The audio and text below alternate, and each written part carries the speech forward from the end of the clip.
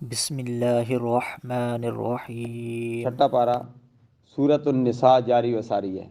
چھٹے پارے کا پاؤ سورۃ النساء ہے، کیونکہ چھٹے پارے میں ابتدائی طور پر اللہ فرماتا ہے لا يحب اللہ الجہر بالسوء من القول الا من ظلم وکان اللہ سمیعا علیما، کہ بے حیائی کو پھیلانا نہیں چاہیے، بے حیائی کی تشہیر نہیں کرنی چاہیے، ہاں ظالم کی بہکونی کرنا اور مظلوم کی داد رسی کرنا یہ مسلمان کا حق ہے کہ مسلمان ظالم کی بہکونی کرے، یعنی ظلم کو ختم کرنے کی کوشش کرے، اور مظلوم کی مدد کرے، اس کی داد رسی کرے، اس کی داد کرنے کی اجازت دی گئی ہے۔ اس کے بعد اللہ تبارک و تعالیٰ نے حضرت عیسیٰ علیہ السلام کا ذکر کیا، یہود و نصارہ کے عقیدے کا ذکر کیا۔ عیسیٰ علیہ السلام کے بارے میں پہلے بھی تیسرے پارے میں پڑھ چکے، اور پھر چھٹے پارے میں بھی اللہ تبارک و تعالیٰ فرماتا ہے، یہود و نصارہ کا عقیدہ بیان کیا۔ یہودی کہتے ہیں کہ عیسیٰ علیہ السلام کو ہم نے قتل کر دیا، عیسائی کہتے ہیں کہ انہیں سولی پہ چڑھا دیا گیا لیکن پھر ان کو زندہ کر دیا گیا آسمانوں پر، پھر زندہ کرنے کے بعد پھر آسمانوں پر اٹھا لیا گیا۔ ہمارا عقیدہ یہ ہے کہ عیسیٰ علیہ السلام نہ سولی پہ چڑھے نہ قتل ہوئے، اللہ تبارک و تعالیٰ نے ان کو 32 سال کی عمر میں تقریباً ان کو آسمانوں پر اٹھا لیا، اور عیسیٰ علیہ السلام آئیں گے، اس آر کا حکومت کریں گے، کلمہ پڑھیں گے لا الہ الا اللہ محمد رسول اللہ، اور سرکار عبد قرار صلی اللہ علیہ وسلم کے دین کی ترویج کریں گے، اور سرکار کے روضہ اطہر میں، سرکار کے قدموں میں وہاں جگہ ابھی پڑی ہوئی ہے، وہاں عیسیٰ علیہ السلام کو دفن کیا جائے گا۔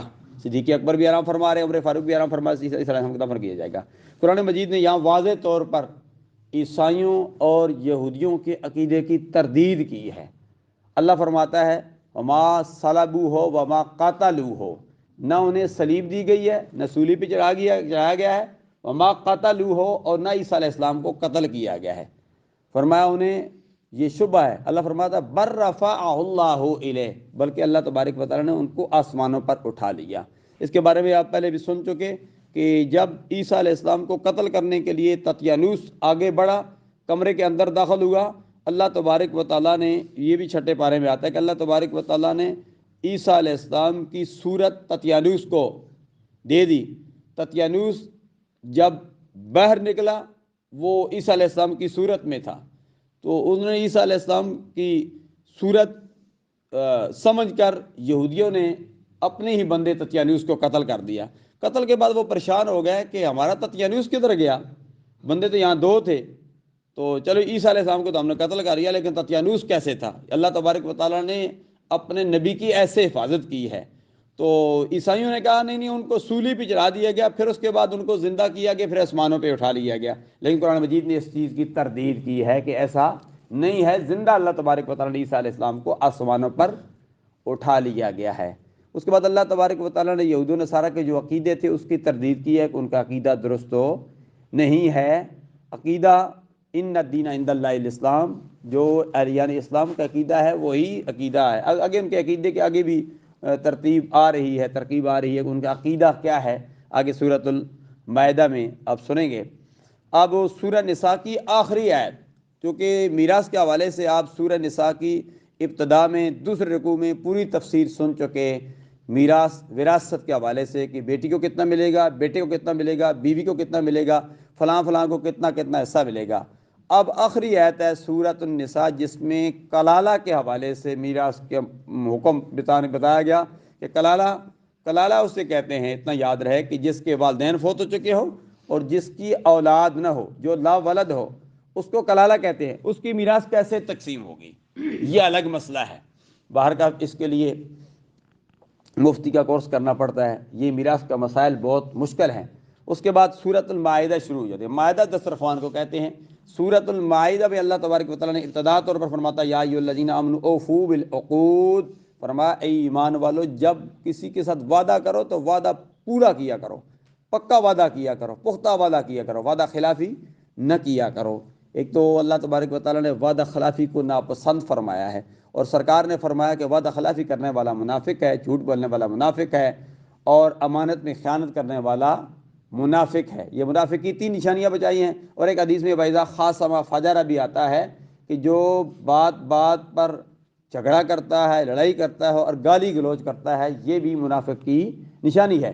اس کے بعد اللہ تبارک و تعالیٰ نے فرمایا کہ حرمت علیکم المیتۃ والدم ولحم الخنزیر وما اہل به لغیر اللہ وما اہل لغیر اللہ به والمنخنقۃ والموقوذۃ والمتردیۃ والنطیحۃ۔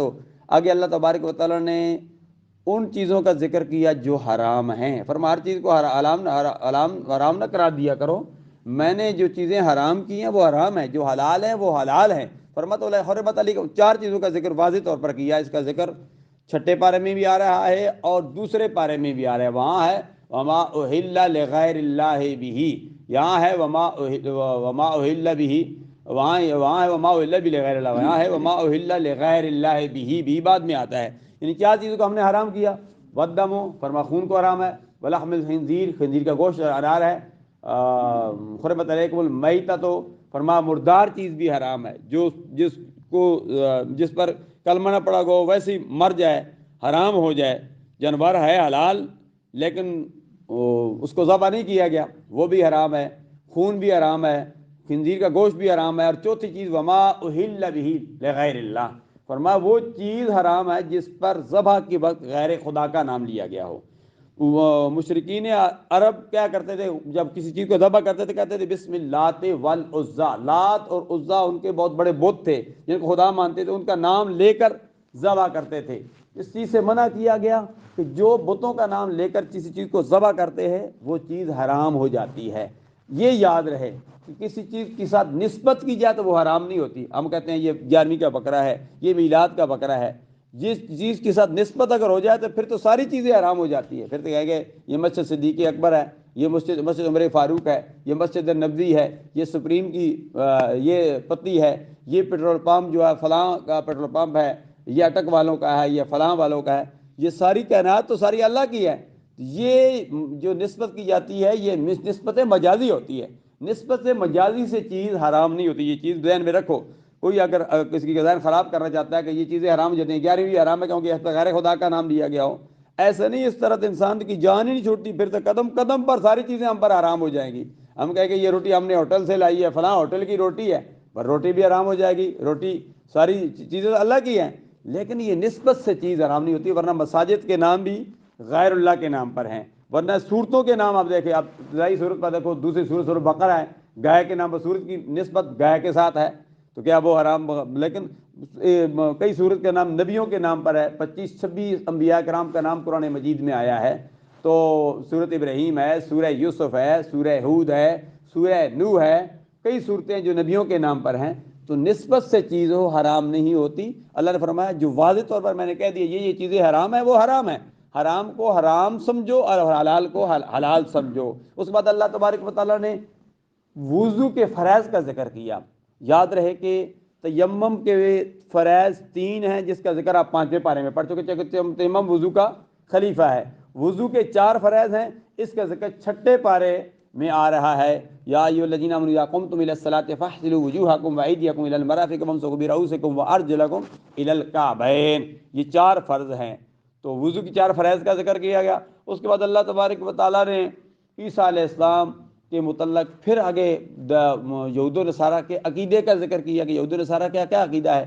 یہود و نصارہ کا عقیدہ یہ ہے کہ یہود و نصارہ کہتے تھے کہ ہم اللہ کے بیٹے ہیں۔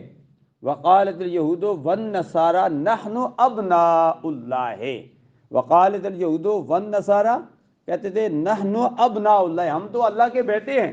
واحبہ، اللہ ہم سے محبت کرتا ہے۔ اللہ تبارک و تعالیٰ نے اس چیز کی تردید کر دی، فرمایا میں اس چیز سے پاک ہوں، اللہ کا کوئی بیٹا نہیں ہے۔ اس کے بعد آدم علیہ السلام کا ذکر کیا، آدم علیہ السلام کے دونوں بیٹوں کا ذکر کیا، حابیل و قابیل کا۔ اس کا ذکر کئی مرتبہ آپ جمعے کی تقریب میں سن چکے کہ قابیل نے حابیل کو قتل کیا تھا، اس کا پورا واقعہ ہے۔ اس کے بعد اللہ تبارک و تعالیٰ نے وسیلے کا ذکر کیا، یا ایھا الذین آمنوا اتقوا اللہ وابتغوا الیہ الوسیلہ۔ اس کے بعد اللہ تبارک و تعالیٰ نے یہود و نصارہ سے دوستی سے منع فرمایا، فرمایا جو یہود و نصارہ کے ساتھ دوستی رکھتا ہے وہ بھی انہی میں سے ہے، اور یہود و نصارہ تمہارے کبھی دوست بھی نہیں ہو سکتے۔ یا ایھا الذین آمنوا لا تتخذوا اليہود والنصارى اولیاء بعضهم اولیاء بعض، فرمایا وہ ایک دوسرے کے آپس میں دوست ہو سکتے ہیں، تمہارے دوست تو نہیں ہو سکتے، وہ تو ہر وقت تمہیں نقصان پر تلے ہوئے ہیں۔ اور یہود و نصارہ کا کام بھی یہی ہے کہ مسلمانوں کے کسی نہ کسی طریقے سے نقصان دیں، جنہوں نے ہمارے قبلہ ابل بیت المقدس پر بھی قبضہ کیا ہوا ہے۔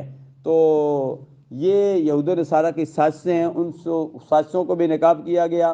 اللہ تبارک و تعالیٰ نے پھر اس کے بعد 7واں پارہ شروع ہو جاتا ہے، چونکہ میں اختتام کی طرف جا رہا ہوں، وقت کے دامن میں گنجائش نہیں ہے۔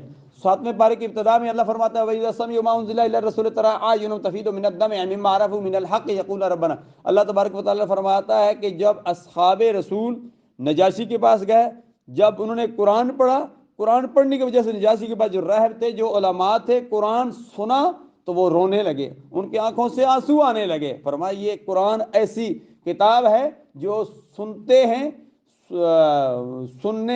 سننے کے بعد ان کی آنکھوں سے آنسو بہہ نکلتے ہیں۔ وَإِذَا سَمِعُوا مَا أُنزِلَ إِلَى الرَّسُولِ۔ اس کے بعد اللہ تبارک و تعالیٰ نے قسم کے بارے میں فرمایا۔ قسم کی 3 قسمیں، قسم مغلظہ، قسم منعقدہ اور قسم لغوہ۔ یاد رہے کہ جب کوئی قسم اٹھا لے، بعض دفعہ اس کی لمبی تفصیل ہے، تو قسم کو بعض دفعہ توڑنا ضروری ہوتا ہے۔ اگر کوئی قسم توڑ دے تو اس کا کفارہ کیا ہے؟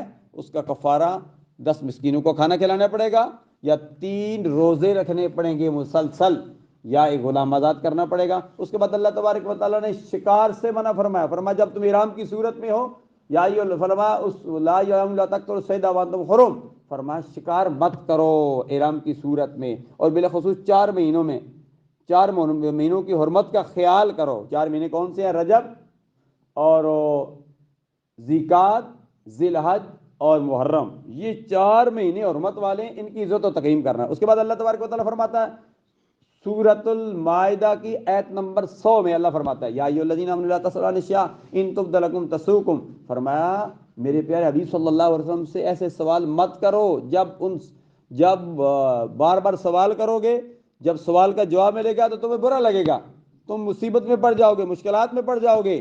موسیٰ کلیم اللہ سے قوم نے سوال کیے، بار بار مشکلات میں پڑ گئی، گائے کو تلاش کرنا بڑا مشکل ہو گیا۔ ایک شخص کھڑا ہو گیا سرکار کی خدمت میں، اس نے کہا، سرکار نے فرمایا حج فرض ہے۔ اس نے کہا کہ ہر سال فرض ہے؟ پھر بھی سرکار خاموش رہے، پھر دوبارہ سے بڑا فرمایا کہ بار بار سوال نہ کرو۔ سرکار نے فرمایا ہر سال فرض نہیں ہے، پوری زندگی میں حج ایک مرتبہ فرض ہے، وہ بھی صاحب استطاعت پر ہے، لیکن بار بار سوال کرو گے سرکار اگر اس طرح یہ فرماتے تھے ہاں ہر سال فرض ہے تو ہمارے لیے مشکل ہو جاتا۔ بار بار بعض دفعہ سوال نہیں کرنے چاہیے۔ بعض لوگوں کی عادت ہوتی ہے کہ بار بار سوال کرنا، ایک چیز کو بار بار دہرانا، بار بار سوال کرنا، تو بار بار اتنے سوال نہیں کرنے چاہیے۔ بعض دفعہ حافظ جو منزل پڑھ رہا ہوتا ہے اس کو پتہ ہوتا ہے کہ منزل اس نے کتنی پڑھی ہے، کیسے پڑھی ہے۔ حافظ ایک نہیں تقریباً 10-12 مشکلات سے گزرتا ہے۔ میں نے قرآن مجید سنا بھی ہے، سنایا بھی ہے۔ سن 1981 میں نے قرآن مجید سنا تھا بطور سامع، اور اس کے بعد الحمدللہ 82 سے مسلسل قرآن مجید سناتا آ رہا ہوں۔ سننا بھی بڑا مشکل ہے اور سنانا بھی بڑی مشکل ہے، مقتدی بننا بھی بڑا مشکل ہے اور امام بننا بھی بڑی مشکل ہے۔ مقتدی پھر بھی نیند بھی آ جاتی ہے، سو بھی جاتا ہے، بیغم بھی ہوتا ہے، اس کو پتہ بھی نہیں ہوتا چلو رکعت 2 پڑھی ہے یا 3 پڑھی، لیکن امام کو بڑی فکر ہوتی ہے، اس کو ایک فکر نہیں، اس نے جو منزل ہے 100 پارہ اس منزل کو بھی پورا کرنا پڑتا ہے، یہ بھی اس پر پریشر ہوتا ہے۔ دوسرا اس پر یہ بھی پریشر ہوتا ہے کہیں زیادہ آواز کہیں میرا گلا نہ بیٹھ جائے، یہ بھی پریشر ہوتا ہے کہیں رکعتوں میں بھول نہ جاؤں، یہ بھی پریشر ہوتا ہے کہیں میری زیادہ غلطیاں نہ آ جائیں، زیادہ غلطیاں آ جائیں پھر مقتدی پوچھیں گے حافظ صاحب کیا وجہ ہے، آج تو بہت بڑی غلطیاں آئی ہیں۔ تو یعنی اس پر ایک پریشر نہیں، بہت سارے پریشر ہوتے ہیں۔ وہ تو جو امام ہوتا ہے، جو قرآن مجید سنا رہا ہوتا ہے، اس کو پتہ ہوتا ہے، تو اس سے بھی اتنے زیادہ سوال نہیں کرنے چاہیے کہ کہیں وہ پریشرائز نہ ہو جائے۔ مقصد یہ ضمن میں نے بات کر دی۔ اس کے بعد اللہ تبارک و تعالیٰ نے عیسیٰ علیہ السلام کے متعلق پھر فرمایا میں نے عیسیٰ کو معجزات دیے۔ کون سے معجزات دیے؟